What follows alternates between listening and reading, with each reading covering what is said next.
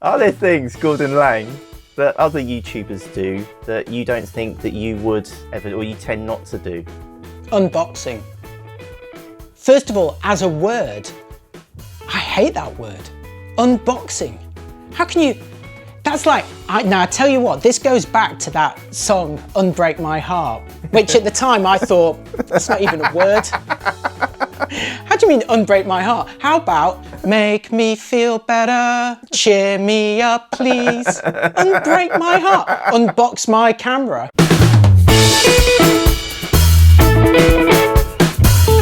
Got Hello, a hello. reassuring Hello, hello. Yep. 1 2 1 2. That's probably how every episode will start. Someone's chest shot and us going hello, testing. I've got this idea for this series called Great British YouTubers. The best I've got for a logo at the moment is kind of a Frankenstein bolting together of the YouTube logo and the Union Jack. So I both infringe copyright and enrage a nation. Job done. But the first person that I wanted to talk to was you. Wasn't available, so you came to me. Never. I feel that we have explained each other on another video that I make. It's one of my favourite videos on my channel. I'll run a clip now and there's a link in the description to it. But before we get into the chat, can I just ask you, what is your all-time favourite video that you've made on your channel, Gordon Lang?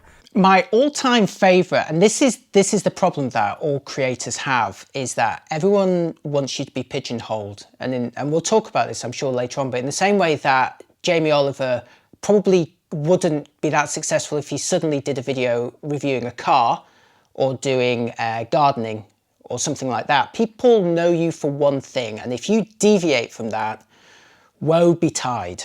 Woe betide. The algorithm will punish you and your video will underperform horrifically and you'll be put off. You will be beaten into submission to continue doing what you were put on this earth to do, which is what you initially defined yourself as, which for me was a camera reviewer.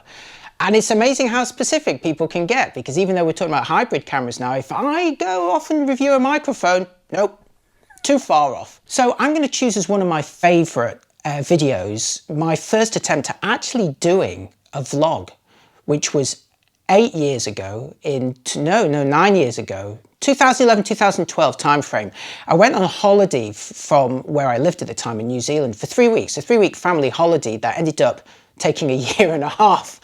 And we were location independent for a year and a half, which is just a fancy way of saying you're homeless and you're spending the money that you would have spent on rent or a mortgage on hotels. And surprisingly, it's actually similar when you're not paying utility bills, insurance on the car that you don't have. All of these things really add up and you could spend that in a different way.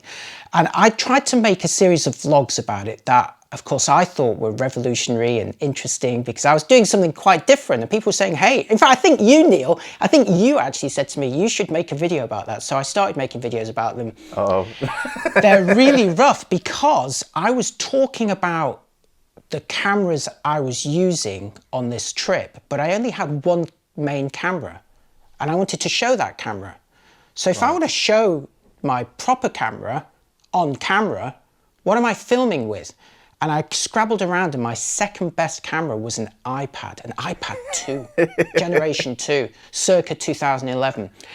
And if you've ever tried to film video with that, it crops so massively that you have to position it so far away that I was literally filming with an iPad balanced against walls in various cities around the world, about 4 meters away from me, right? Yeah. Somebody tried to pick it up and walk off with it. What, with the iPad or the camera? Yeah, because it was... It's just because a free iPad. I'm being a crazy guy on the street going, hey everyone, the reason that I'm doing this, and everyone's like, whatever. And then they'll walk past them, because of course you're drawing attention to yourself, so they're looking at what you're doing. And then they notice this iPad just sat meters away from anyone. They would, as anybody in their right mind would think, well, someone's obviously left it and doesn't want it anymore, even though it's got a flashing tally light on it. And of course it was so far away, the audio would have been rubbish, so I was using a Zoom portable sound recorder, which was quite close to me. The sound quality on these are quite good. But anyway, I thought these were quite fun videos, and it was my attempt at vlogging, which 8 years ago was, not that common a thing. But of course no one watched them because it wasn't a pure camera review. So those were probably my favourite videos that I did. We'll put the link to those in the description. Thank you. I'll run some footage while you're speaking there. Oh, make sure you use the footage of me in Morocco with camels going by behind me. That's quite fun. Morocco? Yeah, because we visited Morocco and camped out in the Sahara Desert, as you do, which I highly recommend doing. Oh, there you are. You're wearing a thing. Yeah, a thing. A thing. That's the technical term of the privileged white man.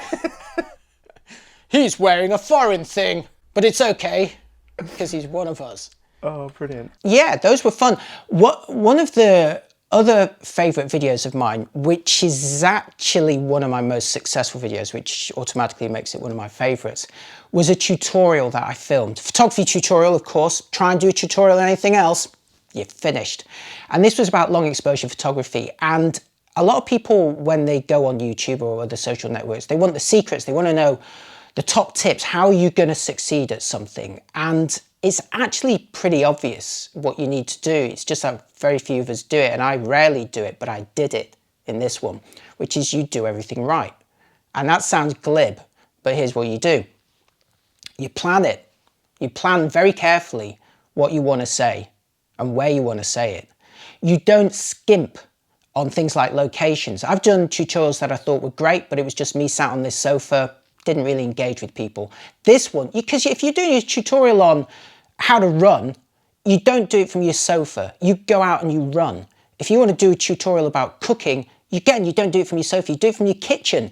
And when you set up that shot in your kitchen, you realize that your kitchen's a mess and that you have to tidy up and frame it carefully. And if I'm doing a tutorial about long exposure landscape photography, I've got to be out there doing it. So even though it was awkward and difficult, I did it, and guess what? It came across really well. And I cut away to me on the sofa when I wanted to add additional details that I'd forgotten in the on the location shoot. And of course, that made it more interesting switching between two locations. I also filmed it very carefully. I filmed it in the best quality that I could. I edited it in the best quality that I could. And then, and perhaps more important than anything else, it has a decent thumbnail. And that is what, more than anything else, causes people to open and play a video on YouTube, is decent thumbnails. And as someone who likes to think that their content is okay and that you're above these things, you're not. It doesn't work. You could produce the best video of all, and if it's got a rubbish thumbnail and a terrible title, no one is ever gonna play it. However, conversely, and this is what frustrates me about YouTube, the best thumbnail and best title will guarantee opening even if the content is rubbish. Completely. And of course we call that clickbait, don't we? But it works, and a good thumbnail game is critical. And I haven't mastered it, but I was very lucky to have a picture that I took that worked really well with the text I wanted to use, and it's very easy to see in a very small scale because of course a lot of people are looking on mobile devices. So I lucked out on the thumbnail, and that really helped. But basically it was a good video. That's the thing. It's a good video that I was proud of, and guess what? It did all right. But that's so frustrating, isn't it? I suppose it's the story of art since the dawn of time, is that once you've created, so that is your Bohemian Rhapsody, that is your November Rain, and now you've got to make another one. It's crushing. Well, the algorithm does some naughty things as well. Well, we don't know what the algorithm does. We can be paranoid about it and suspicious, and we can guess at the things that it does. But one of the things I think it does do is encourage you from time to time, especially new creators who maybe haven't had a lot of luck yet. At some point, for everyone, one of your videos will do really well, way better than the others. In a way, it's gone viral. Not so viral that you can retire on it or anything like that, but it does comfortably better. Maybe not 10 times, but 100 times better than one of your normal videos. You're like, what on earth did I do there? But wow, the potential. How did you know that your channel is a thing? It was a thing because no one else had that thing when I started. I started on YouTube in 2006 and was one of the first channels to review anything, let alone cameras. Today, reviews are absolutely everywhere. And it's great because it forces everyone to raise their game. It can be very disheartening and demoralizing, especially if you're reviewing something that's popular because everyone else will be reviewing it. And you're going to be trying to get attention for something that 1,000 other people, probably more than 1,000 other people, who have got, a lot of them will have way bigger followings than you may have, or we may have. And you're trying to compete against these people, which is very hard, which is, again, just before I answer your question, Neil, top tip number 2, talk about stuff that no one else is talking about. Some of my most successful reviews and videos have not been because they were any good or useful or incisive, it's simply because no one else had reviewed them. And you can't guess what that's going to be. You know, a new camera comes out and you're like, is everyone going to do this? Because time is of the essence. You've got to be one of the first as well. So you don't know if anyone else is doing it, but typically when I attend like a camera launch as a journalist, there's rarely just one piece of news or one product. There's typically lots of different things. There'll be the one main product though. That's the thing which you came along for. And that's the thing which everyone's going to be talking about. But there'll be some crappy accessory that you'll be like, yeah, whatever. Film it, talk about it, review it, because no one else will. And you could end up getting way more views and revenue based on that than the main thing which you're invited for. So the unfortunate thing is to cover everything. But how did I know when it had become a channel? It's because, again, when I started, no one else was doing this. So when I put out a review, it was such a refreshing, it was such a nice world to be part of because there was no competition. So everything you did really well because there was nothing else. There were no other camera reviews. You want a review of the Canon whatever?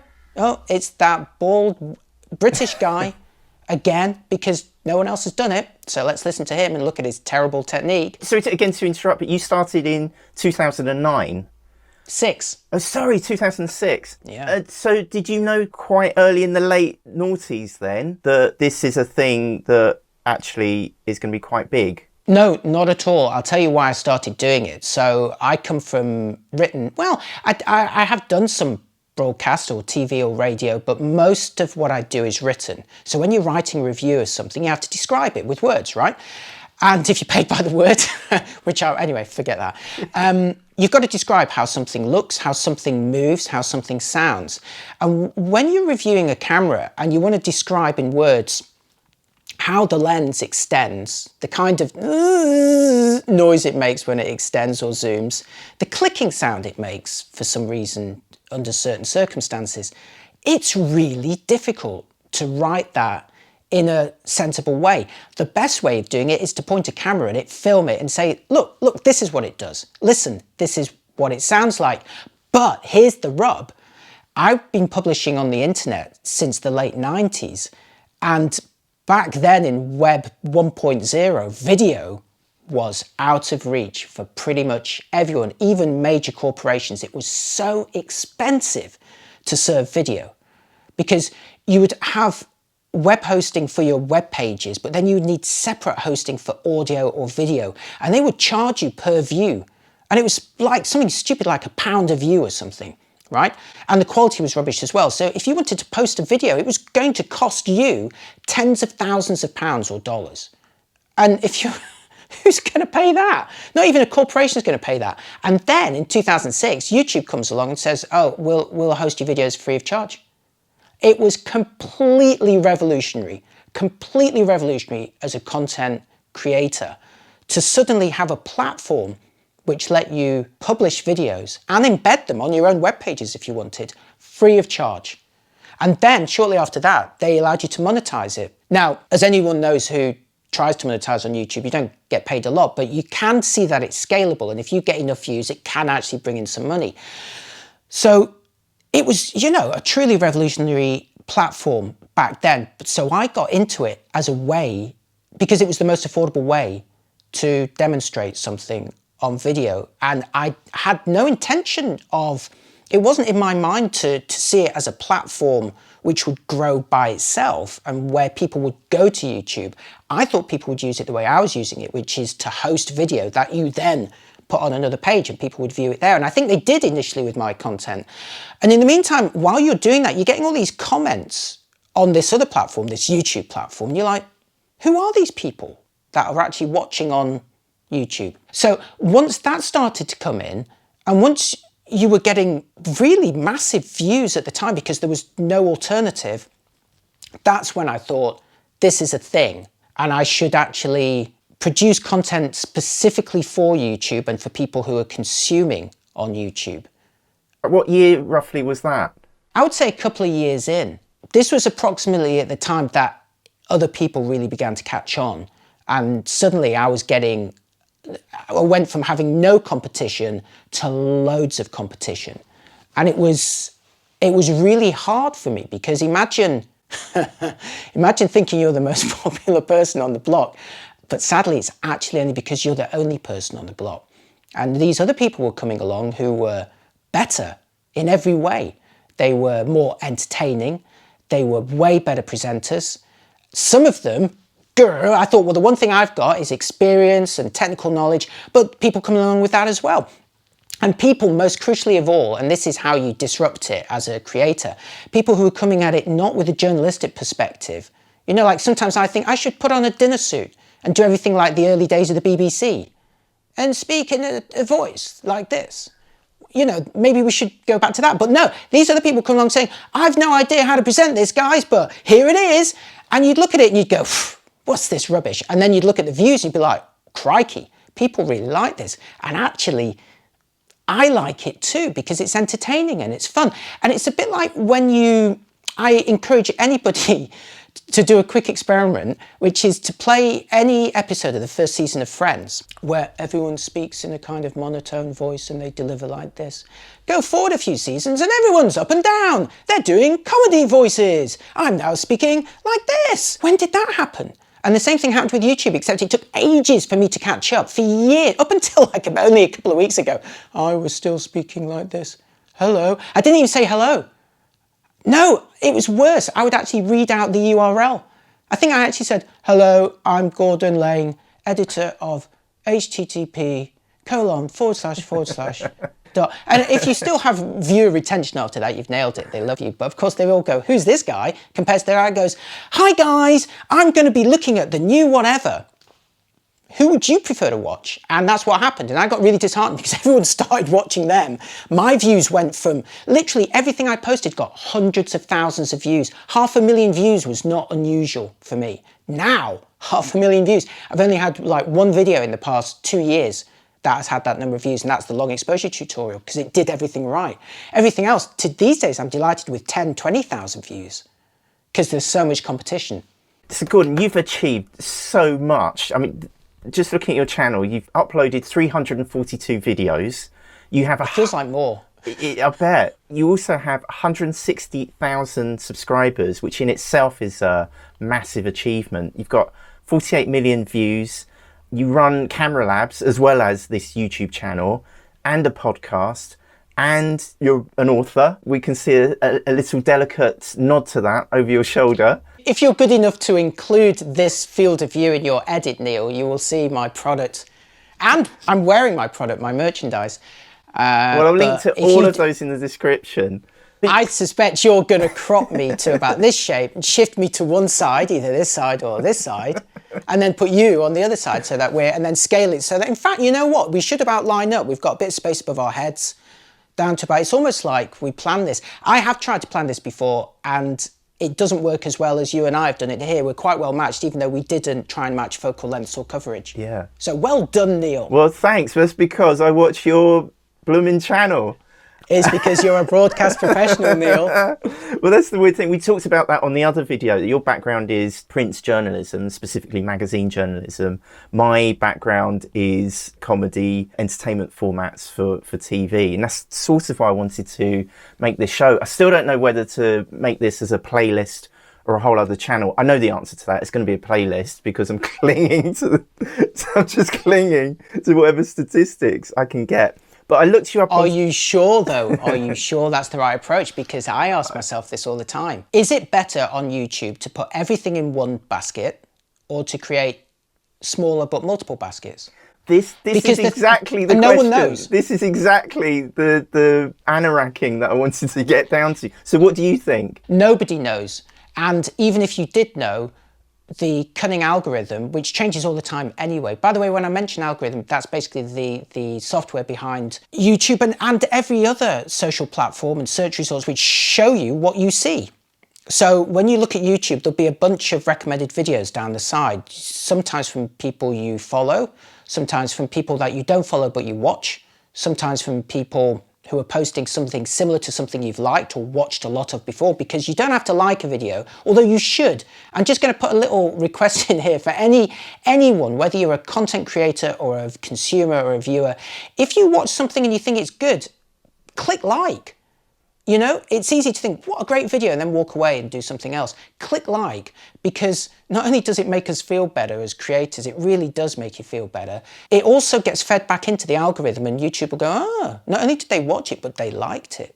And therefore, I'm going to recommend it using the algorithm to other people who may not have come across this person before, and that's how our channels grow, and that's how we sustain a business. So always do a like. But in terms of the question of whether to do one channel or multiple channels, I don't know. What I can tell you is what I mentioned earlier, which is if you are known for one thing, if you deviate from that thing, you probably won't do very well. Like recently, I did a video on, you see, I'm really into coffee, and I thought, wouldn't it be fun to do a tutorial or a video about how I make coffee, you know. Now, don't be put off by the fact that there are already a million other videos doing the same thing. There were a million long exposure videos before I posted mine, right? Just do it differently or better, or hopefully a bit both. Well, my coffee video wasn't different or better, but I thought I'd do it anyway, and of course it bombed. No one's interested. They're like, yeah, we know you're interested in that, but you're the camera guy. I did one on, I'm also really into hi-fi. There's an interesting crossover between photographers and hi-fi enthusiasts. I think it's maybe the technical nuances, the details that people are into. I see a lot of that, a lot of crossover. So there'd been this thing I was trying to do on my hi-fi for ages, streaming high definition audio, blah, blah, blah. It was this really, like most of the things I try to do, this really obscure solution that nobody else had written about or talked about. And I thought, you know what, there's got to be at least one other person who wants to know this. So I did a video about it, and I got it all across, and the people, all the companies involved, they were like, really liked it. That was really good. You're the only person that's done that. Great, blah, blah, blah. And of course it got hardly any views at all, even worse than the coffee video. So you begin to think, should I do a different channel for just general interest stuff? And in fact, as a side note, this is the advantage that vloggers have. Because a vlogger, the thing that's consistent, so for me, the thing that's consistent on my channel is photography and specifically camera reviews. That's what people look for. If you follow a vlogger, the thing that's consistent on that channel is them. They could be doing anything. They could be cooking today. They could be doing makeup. They could be doing photography. They could be doing travel, gardening, anything. Because the consistent thing that people have subscribed to is them and their personality. So if you do that, then you have the flexibility to cover almost any subject. So I'm kind of frustrated I didn't go down that route, because that would give you greater flexibility. I mean, is that something you might still experiment with? What, doing different videos or experimenting with a different channel? Experimenting with different videos and committing to the channel. Because you know that deep down that those couple of thousand who watched the coffee video are probably the die-hard fans, the ones that do actually like you doing stuff. Yeah. But it's such a double dare from YouTube, isn't it? Because there feels so much at stake. The more achievement you attain, the more at stake suddenly appears. There's also a kind of paranoid aspect to this. And again, I have no evidence for this. And like everything that happens, you can read anything into anything. But let's play, which is this. If you post a bad video, or worse still, too badly performed, so I'll rephrase that, not a bad video, a badly performing video, a video that doesn't get that many views or likes, okay? Doesn't get as much engagement, people don't watch as much of it, blah, blah, blah. If you post a couple of those in a row, will the YouTube algorithm punish you so that when you come back and you say, oh, forget this strategy has not worked, I'd better go back to my core subject, whatever that is, and post this amazing video that you put in so much work into, you try so hard and you tick all the boxes, your subscriber base is going to love this. It's perfect, it's you. It's the definition of your channel, and you post it. But what if YouTube is punishing you for the previous deviation and that video doesn't do well? And I have seen that. Is it because they are punishing you, or is it because it just coincidentally didn't do very well? And I don't know, but again, it does kind of put you off. It's like the day you're in the schoolyard and you stand up and you say, hey everyone, why are we doing this? Whack! And then you're like, I'm not going to stick my head up again in that environment. On a video by video basis, it's so difficult to take that leap. It's incredibly hard. There's a creator that I follow called The Everyday Dad who I met because he did camera reviews, and they were great camera reviews. But then he did an iPad review and it did like 10 times better. And he was like, oh my God, this was a bit of a shock. And then he did another iPad video and it did really well. And he thought, wait a minute. And then he did a camera review and it didn't do very well. And the message was getting across. And the interesting thing about that is that his channel, while it is about technology and while it was initially about cameras, it was more about him than he perhaps realized, or even that his viewers realized that it was more about him. So it was easier for him to pivot, to transition to a different subject than it was for me, because mine is more about the products, so the thing, as opposed to me as a personality or as a person you might be interested in hearing or watching. So I thought that was really interesting. And I know that I have tried to do videos about phones, which are massively successful for other channels, and just haven't done anything for me. I think my channel has been algorithmed to a point, and I found this with some other creators who started in like 2006, 2007, sort of pre-2010. Basically, those sort of first 3 or 4 years worth of creators, they have weird channels with weird stats and they don't grow very fast. Like you were saying, oh, you've got 160,000 followers, which is great. It's all right, but for a channel that's 14 years old, it's terrible. And in my market, the events that I get invited to, I'm the smallest one. Most of my contemporaries or peer group. Well, I call my peer group. You always refer to people who are better than you as your peer group. I bet they don't refer to me as being part of that. They're like, who's this guy? Who's this loser? They're on over 1 million and they're younger channels. Younger as in then the channels aren't as old. The people may be the same age or older, generally a bit younger. Always more fun. Is that a factor? I don't know, you tell me. But the more recent channels seem to experience greater growth than the older ones. So again, there's the paranoia, the grumpy older channels get together and go, why is the algorithm punishing us? Is it the algorithm or is it just that no one likes us? I don't know, but I do know that the channels that started at the beginning have surprisingly fewer followers than you'd expect. That seems to be a common theme. So should I start a new channel?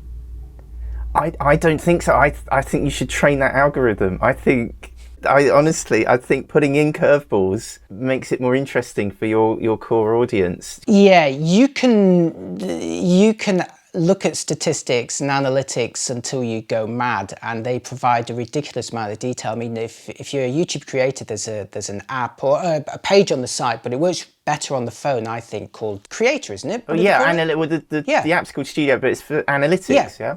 Yeah, exactly. And the information it provides is absolutely fascinating, but also disheartening as well. And I'm kind of the mind that maybe the hours you spent looking at analytics might be better spent producing more content to feed the beast. But then the most successful YouTubers I know their analytics back to front. So they know their audience back to front. They know when they stop listening. I mean, typically people don't want a long video. I don't want a long video. I'm like, get to the point. And I'm the worst for it because my videos are long. And surprise, surprise, the shorter ones generally do better than the longer ones. But do I pay attention to that? If you're on YouTube, you're probably not going to be making much money from YouTube until you get over 1 million subscribers, right? At that point, you're going to be able to make some decent money. You're also going to get better sponsorship and stuff like that. So that's when the money really starts coming in. Below that, you're not going to make too much. You'll make some money, but not a massive amount. You're going to have another revenue stream as well. Like I have my website as well. YouTube is just a small part of that. So you've got to love making those videos. I know a lot of people who go, oh, what am I going to do for a job? I'm going to go on YouTube because that's an easy way to make money. It's not. It's a terrible way to make money, especially if you're not utterly passionate about that subject, because you're going to have to talk about that subject a lot. And you're going to think, God, do I have to do another video about cameras? You've got to love that subject. And I do. So I'm of the kind of personality or mindset, which is I'm producing the kind of content I would like to consume.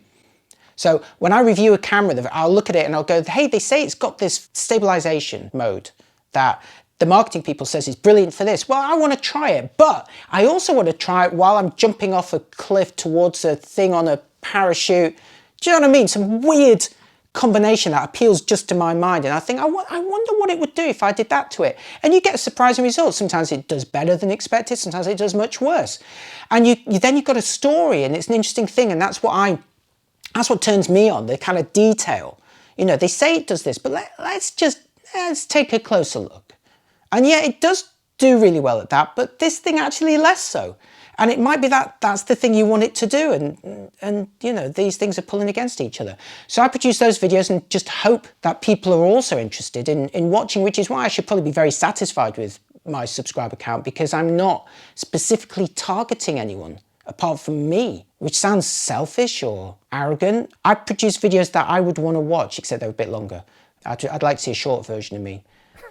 And that, as Yoda says, is why you fail. You know, produce what people want. You know, I'm producing BBC 4 shows. No, I'm producing shows that even BBC 4 would turn down because they're too long and obscure and of too limited interest. There's a format point there, actually, that I wanted to introduce, and you've just segued into it. Let's take a drink. Let's do that. And you at home have a drink as well. This is the drink break. So maybe we do this in slow-mo, Peter McKinnon style. He's done well. Right, so this... He likes coffee. And if you've got to this point, hit the like button. Let us know. Or say in the comment. What can we say in the comments? What, the code word? Yeah, in camera. I was going to say pineapple, but... Oh, no, pineapple's better. Yeah. Actually, this was the next format point. Can you pick your favourite 3 YouTubers and explain them for 15 seconds each? Just off the top of your head. Didn't give me any... no, exactly. This is a new question. It's got to be off the top of your head. Oh my goodness, this is fraught, because if you forget someone, it looks all right, rude. okay, off the top of my head. Yeah, just from this week that you happen to have watched this week, so that you have others' favourites, but these are the ones that you've watched recently. Okay, I really like New Rock Stars. This is a huge channel. That's probably the biggest channel that I follow, and what they do is really geeky, in-depth analysis on Easter eggs and stuff you didn't notice in sci-fi and fantasy movies. So if you're into Star Wars, Game of Thrones, Marvel, they'll say, look at that picture, that means that character is coming back. That's 15 seconds. Brilliant. The next one, 15 seconds, go. Okay, Camera Conspiracies. He reviews cameras, but not as a journalist, because he doesn't get sent them. He's not privileged like I am. He actually has to borrow them or buy them or get lent them. And because he's not tied into that world, he's extremely honest. Not that I'm dishonest, That's but 15 he's seconds. really... Fantastic. I think this format point's a bit of a winner. This is the way, yeah. We should have started with this. And, oh, yeah. Okay, third YouTuber that you watch a little too much of. Okay, again, it's in my own industry, and that's DP Review TV, because it's Chris and Jordan, who used to be on the Camera Store. I know those guys personally. I really love them and their way of presentation. They're doing similar sort of videos to what I do, so I watch them and think, they missed out the thing I found, and then I go, no, they found the thing I missed. 15 seconds. Would you like a bonus YouTuber? Yes, you, Neil, because always flatter the interviewer. Actually, Neil, so I've watched all of your videos. 3 seconds. sorry, broke up. I've watched all of your videos, and they're very entertaining, and I feel that you followed my advice of filming the video that no one else has done a bit too seriously. Maybe they're too obscure. But I admire that, and I admire that you stuck to it. Yeah, well, the Scary Woman's face mask is my favourite to date, and that got picked up by BBC News. That was... Yes. Talk about follow. And do you know what? I was following your advice about long exposure photography, which is I took some time on it. I planned it out. I didn't overscript it, but I did structure it. And I did some shooting and some editing, and then went back and do some shooting again. And that's exactly the same advice that Shelby Church proposed for how she makes videos as well. That if you mix up the scripting, the shooting, the editing, rather than treating it as a pipeline, you make better work, but you're also happier doing it. You need a narrative. I think, and I'm too tied to my narrative, and I realise that. But I think you do need to have, and this is what frustrates me about a lot of TV shows, is you're like, or movie series, and you're like, you didn't plan that. This character's just said this thing, they'd never say that thing. Or why are they doing that? That makes no sense. And I think you have to have an idea of where you're going in a video. Even if it's like, my goal is to make a biscuit. right? The end thing, you should be visualizing you with a tray of biscuits at the end, maybe going, oh, cheers, readers. You know what I mean? That's the way I think about it. Now, what happens in that journey in between? Mix it up, play around, have fun. And if things change, include it. You know, if the biscuits get burnt, then include it. It doesn't have to be perfect. In fact, it's better if we see the fails. But have an idea in mind. I see so many videos from like quite high-end people that don't do that, and they still may perform well, and that kind of disappoints me on a personal level. I like to see some sort of plan. The YouTube creators Twitter channel and lots of Twitter channels frequently ask, what do you want to make a video about, or what are you going to make a video about today? Like as if you have to make a video today. They want you to make a video today because they want you to produce content for their platform. But do you have to produce a video today? I'm so old that I think you should only say something if you've got something worth saying or something useful to add to the conversation. I'm not just going to record a video because I like the sound of my own voice and want to film and do the process. Produce stuff as often as you want, so long as it gets across the message you want to get across. And that can be as simple as you like. It can be as short as you like. It can be as silly as you like. But do it for a reason, not just because you want to feed the beast. That's so true. It's so true, because that's what bled out with the face mask video. That was absolutely a subject that was really bugging me. The best stuff absolutely comes from something that is truly bugging you, and face masks were bugging me. It was bugging me that people seemed to be so anti them. So I thought it would actually help the world for me to have a go. Even though it was just a dumb video of me copying how to make a face mask, there was a useful to humanity question underneath it all. There is an important SEO tip there. What search engine do most of us use? Right. Say it. Google. Therefore, if you want good SEO, are you going to try and continue to push your own website against every other website, or are you going to post a video with a good SEO title on YouTube, which Google, the provider of the biggest search engine in the world, uses? How hard is it to search Facebook? And Facebook results don't appear on Google, do they? Or at least not properly. Yeah. So if you want to search for, and I've done this before, I was like, oh, I did this post on Facebook where I mentioned something, and I didn't post it anywhere else, right? So I've got to now search for it on Facebook, and I couldn't find it. And that's when I thought, gosh, actually, the search on this is rubbish. And I'd become too reliant on, rather than indexing things or storing things properly, on relying on search instead. But of course, search will only work with what search wants to show, and search wants to show what search owns. And if you're using Google, well, Google's going to give prominent results to YouTube, obviously, because it owns it. Also because people like consuming video as well. Are there things, Gordon Lang, that other YouTubers do that you don't think that you would ever, or you tend not to do? Unboxing. First of all, as a word, I hate that word. Unboxing. How can you... That's like... Now, I tell you what, this goes back to that song, Unbreak My Heart, which at the time I thought, that's not even a word. How do you mean, unbreak my heart? How about, make me feel better, cheer me up, please, unbreak my heart, unbox my camera. And that is why I gave up YouTube for 3 years, which really confused the algorithm. Wow. Because I was pouring my heart into these technical reviews, right? Testing every aspect of a camera and trying to get that across to people. And then some kid doing an unboxing video gets more views, and all he's done is filmed him opening a box. He doesn't even test the camera or turn it on. He just opens the box. And they were getting more views. And I was bewildered by this. I just couldn't understand why this was more popular. And it put me off so much. I thought I kind of came to terms that that's what people wanted to see, or that's what people wanted to watch on that platform, and that I wasn't right for that platform. I was just some crusty old dinosaur. So I gave up. And I went back to purely written content for 3 years. Wow. I didn't close the channel, obviously. I left it there because it was hosting my videos that were also part of my written content. But I got in a right strop over it, and it was unboxing that did it. And I still to this day would not. Now, I love opening boxes, and some of the packaging and some things, like Apple products or some high-end consumer products, it's nice. It's nice packaging. They put some thought into it. It's cool. But I guess what they're doing is a review of the packaging. If I look at it that way, then it's more acceptable to me. I think it might just be the word unbox that I have a thing about. You've done an unboxing video. Oh, yeah, I've done lots. I unboxed Chinese takeaway from Waitrose. You unboxed one of my T-shirts I did. in a blatant attempt to get some coverage from someone else. Not at all. It was to test what merch is like. Of course it was.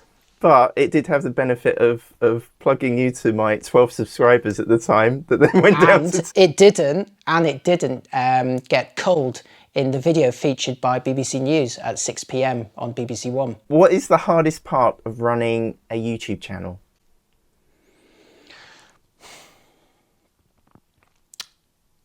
I think the expectations that you have for its performance not being met and feeling disheartened by the fact that you've put this work into something that you think should be doing better and it doesn't. It's what affects artists of all.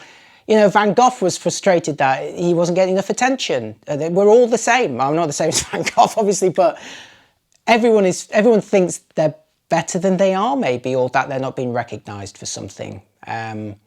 Frustrated that, yeah, maybe I'm not as good as I think I am, or that you want the videos to do better. You think they deserve better, and they're not doing as well as you think. And then you see someone else who's done the similar video, similar subject, and theirs is doing way better than yours, and you think that's just not fair. Why is that doing better than mine? And then you look at it and you beat yourself up over, is it your presentation? Is it the thing they covered? Is it because they've somehow got more followers, so they're getting, they're being recommended more?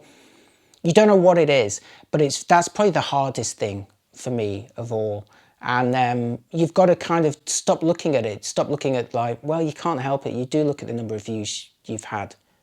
And it does, if you consistently get poor views and you're seeing other people doing way better than you, it can put you off long term. And it did put me off. Like I say, I quit. And if this were a YouTube video, I should have made a video about it. And you would do and in capital letters, quit, Q-U-I-T, why I quit. I've seen videos where people say why I quit, and they didn't even quit. They talked about why they might quit, or why somebody like them might have quitted, or why they thought about quitting, but they didn't quit. I have, however, started to use capitals in some of my titles to shout for that last bit of attention.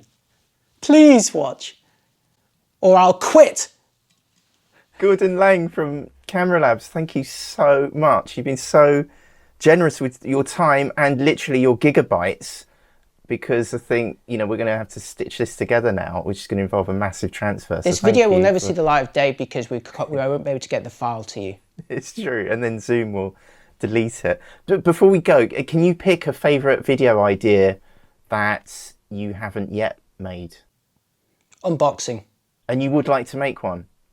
I think I should. What if it does really well? Maybe they should all be unboxing from now on. Who doesn't like origami? Boxes are nice. And they've put me in a box.